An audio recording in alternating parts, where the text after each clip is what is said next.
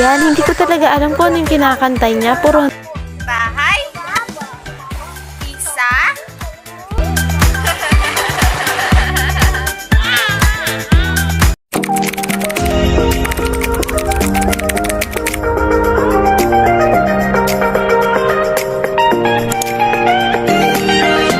Hello guys! Thank you for subscribing. Another video namin ni Hailey, our daily routine.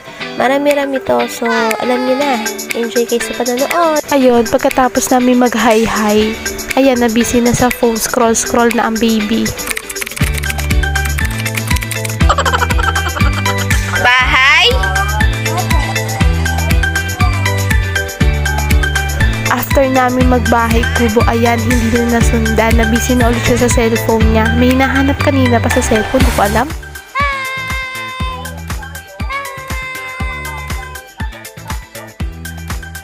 Busy ka ba? Oh, nod ko kamelon. Napakagaling.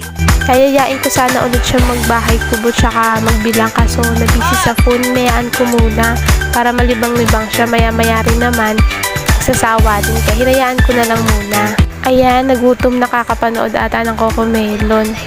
Hawak-hawak pa rin naman niya yung cellphone. Di nagkasya yung dede niya, kaya nagpatimpla pa ulit. Buti nagugutom ata, ewan ba? Magmamadali pa ako. Ayan, tapos ko na itimpla, binigay ko na sa kanya. Gutom na gutom.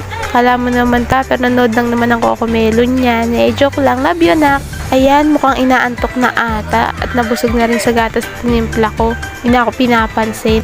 Okay, nakatulog na ang batang mabait. Nakatulog siya kahit hindi niya ginamit ang kanyang duyan. Okay, lipat na muna ka sa duyan para mahaba ang iyong tulog. Ayan, nailipat ko na siya sa duyan. Malaking tulong kasi talaga sa akin pag nandyan siya. Nakakapagkilos ako at nakakatulog din ako. Ayan, cleaning time na muna ako. Sinanin ko na muna yung tira niya yung gatas. After 2 hours and 45 minutes, gumising na siya. Pumunta muna kami ng potty tray niya kasi iihi siya. Hindi na kasi siya nagda-diaper pag gabi na lang para tipid na rin. Malaking tulong na din yung para sa atin. Magpunta sa potty tray niya at umihi, ayan, binigyan ko na siya ng merienda. Binigyan ko na siya ng seso. Ayan, mukhang kilig na kilig pa nga. Binigyan ko na rin siya ng biscuit, yung buttercream, yung chocolate flavor. Favorite niya yan. Marami siya nakakain dyan, kaya alam na, baka naman po, joke lang. So, ayan na, nag-enjoy na din siya. Nanonood na rin siya ng Cocomelon habang nagme-merienda. Ito nga. Ah! Hoy!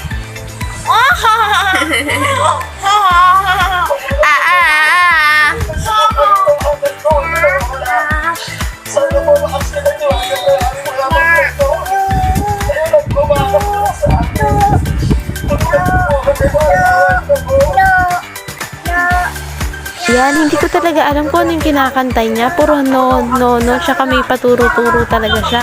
Hinayaan ko na lang kasi nag-i-enjoy naman kami parehas. Tutuwa nga ako sa kanya kasi hindi ko alam saan niya nakuha yung ganung kanta. Yung no.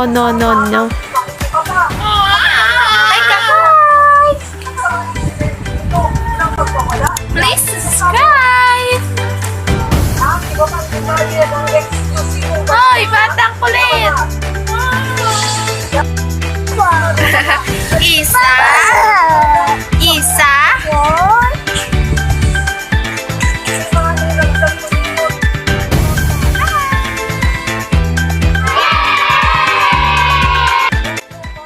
Bahay?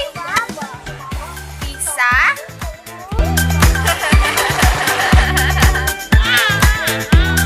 Mukhang napagod na ata sa singing session namin. Ayan, naglaro-laro na lang siya mag-isa. Lakad-lakad siya dyan sa kutso namin.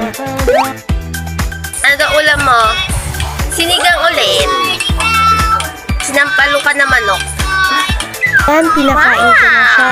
Hindi ko muna siya hinayaan that time na kumain mag-isa kasi nga mahirap. Gawa nga ng sabaw tsaka baka magkalat sa kwarto. Hindi naman pwedeng kumain siya mag-isa tapos magkakalat yan sa kwarto, lalanggamin. Kawawa na naman yung kanyang katawan, kakagatin niya naman ng langgam, hindi rin naman siya pwede sa labas kasi nga, pag nasa labas siya, nalilibang siya maglaro. Hindi siya pwedeng malipasan ng gutom. Kailangan talaga lagi siyang busog kasi mahirap, baka mag-trigger yung pagsisisure niya. Dapat talaga lagi siyang busog. Ayan, nagpapakit pa nga siya sa camera. Tuwang-tuwa siya nakikita yung sarili niya sa camera. Nagpapakit siya. Tuwang-tuwa siya lagi dyan. Inaayos ko rin kaunti yung buko niya kasi nga medyo nagulong. So ayun, hindi pa kami tapos kumain. Nanghingi siya ng tubig kasi nauuhaw na daw siya. Nagpakit pa nga sa camera. Ay, ang bait talagang bata. Ay, ka sa kanila. Ayan, nagpapakit na siya sa camera. Tuwan-tuwa na naman ang bata kasi nakikita nga niya yung sarili niya sa camera. Thank you po. Iniwan ko lang saglit kasi kinuha ko yung pamunas niya. Ayan, kinuha na yung cellphone. Nag-video na siya mag-isa. Ayan, malapit na kaming matapos kumain. Ayan, nanood na rin siya sa cellphone. Ayan, kinuha na rin niya yung pamunas. Ayaw niya kasi nagkakadumi yung mukha niya. Lagi niya sinasabi, yak daw. Ewan ba, saan niya natutunan yung salitang yak? Medyo malaki na siya. Explain talaga namin kung ano ibig sabihin ng yak.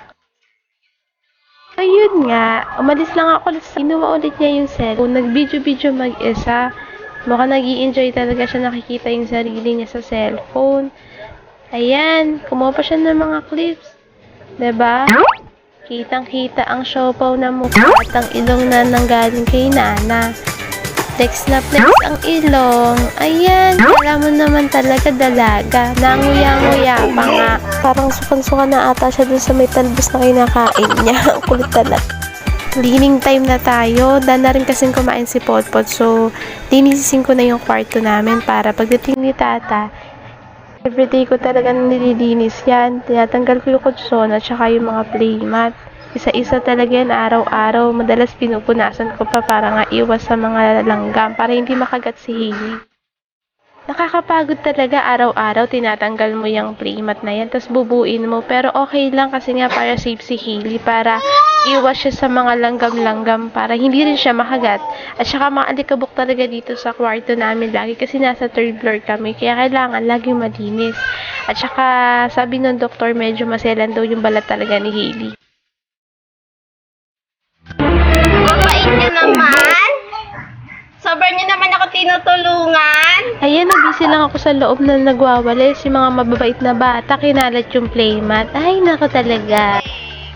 Yun na nga, iniwan ko din yung mga babies doon. Alam naman natin, wala na tayong magagawa. So, yan, nagpunas na ako ng mga wall. Kasi para iwas sa langga, mahirap na baka makagat si Hailey. Yan ang mga wall, yan ang mga floor para matanggal yung alikabok. Maalikabok kasi dyan sa amin kasi nasa third floor nga kami. So, kailangan lagi malinis. Ayan, bubuin ko na yung playmat. Diyan, pangiti-ngiti pa ako. Kala mo naman ang dali-dali yung gagawin ko. Pero nakakapagod talaga yung sobra.